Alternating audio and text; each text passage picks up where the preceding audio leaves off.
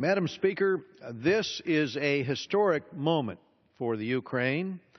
It has withstood invasion by Russian forces, their illegal occupation and annexation of Crimea, the arming of separatist militias by Moscow, the cutoff of natural gas, the imposition of trade barriers aimed at undermining Ukraine's economy. They've suffered under a Russian propaganda offensive designed to sow fear and exploit division. And they've had many other assaults along the way. I had an opportunity, myself and Elliot Engel of New York, to travel to the Ukraine, along with Jim Gerlach.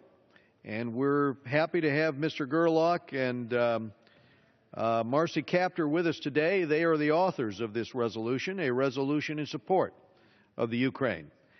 And I will lay out what we saw both in western Ukraine and in the east, because we have traveled across that country. But before I do that, let me point out that thousands and thousands of Ukrainians have been killed by the fighting in the east, and hundreds of thousands have been made refugees. But Ukraine still stands.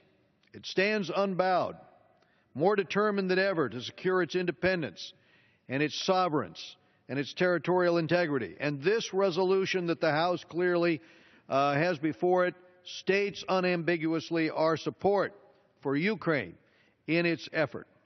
The United States, our European allies, and many other countries have made clear that we will not allow Russia to bludgeon Ukraine's submission, because that's exactly what they had attempted to do. We have imposed tough sanctions on Russia. We have provided extensive assistance to help Ukraine through this very difficult time. Its military needs to be bolstered, and we are supporting the establishment of a democratic system representing all of the people of Ukraine. Importantly, yesterday, the Ukrainian parliament passed a law granting greater autonomy, including Russian language rights, to those in the East. A strong democracy, respectful of individual rights, is the best counter to Vladimir Putin's very autocratic ways. Ukraine faces many challenges, including growing economic problems, the possibility of a gas shortage this winter, and a never-ending onslaught of propaganda. We will continue to assist Ukraine, but it's vital that in Ukraine, and we carried this message when we were in country, vital that they implement the far-reaching economic and structural reforms necessary to enable that economy to grow. Ending Russia's ability to use its oil and natural gas as a weapon has got to be a priority. There are many steps that Ukraine itself can take, beginning with reforming its energy sector to expand its own production of energy and, of course, to increase efficiency. The United States and other countries, especially Ukraine's neighbors in Europe, can help by making alternative supplies available to that country. You notice that the Polish engineers have reverse engineered those pipes so that gas can come into Ukraine. Western Ukraine has tremendous possibilities for oil shale. We met when we were in Azerbaijan with the government there that's building a pipeline into Central Europe. And we know that a lot more can be done in order to get gas into Ukraine. The U.S. can take a major step forward by removing the restrictions we've imposed on ourselves that severely limit the export of our abundant natural gas supplies. We've got a glut on our market. Frankly, this is a way to create jobs here. This is a way to help our balance of payments. Let's sell this to the Ukraine because they deeply need it. And frankly, the prices in the East are very, very high, and this will give us a new market. And the other body could act on legislation this House has passed to revamp U.S. international broadcasting, so there is an effective counter to Moscow's never-ending propaganda.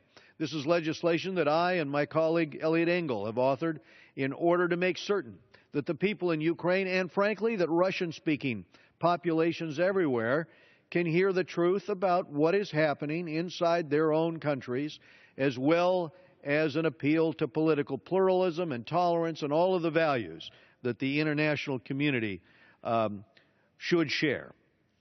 In April, Ranking Member Engel and I led a delegation, as I mentioned, to the Ukraine to see for ourselves the situation on the ground, including in the east, in Dnipropetrovsk, which borders on the region controlled by the separatists. There and in Kyiv, we had extensive discussions with a range of senior officials, including the Prime Minister, Yatsenyuk, about the situation in their country. We also spoke with leaders of the civil society community, women's groups, lawyers groups, Jewish groups, Tatar groups, Russian-speaking communities.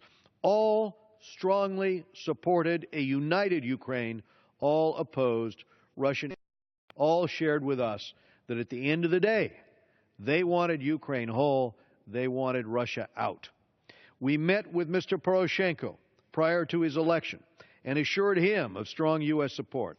And now the entire Congress will demonstrate that continuing commitment when the President of Ukraine addresses the joint session tomorrow. The message will be heard loud and clear, not just in Ukraine, not just in Kyiv, but also in Moscow and around the world, that the United States stands with the people of Ukraine now and always. Mr. Speaker, I reserve the balance of my time.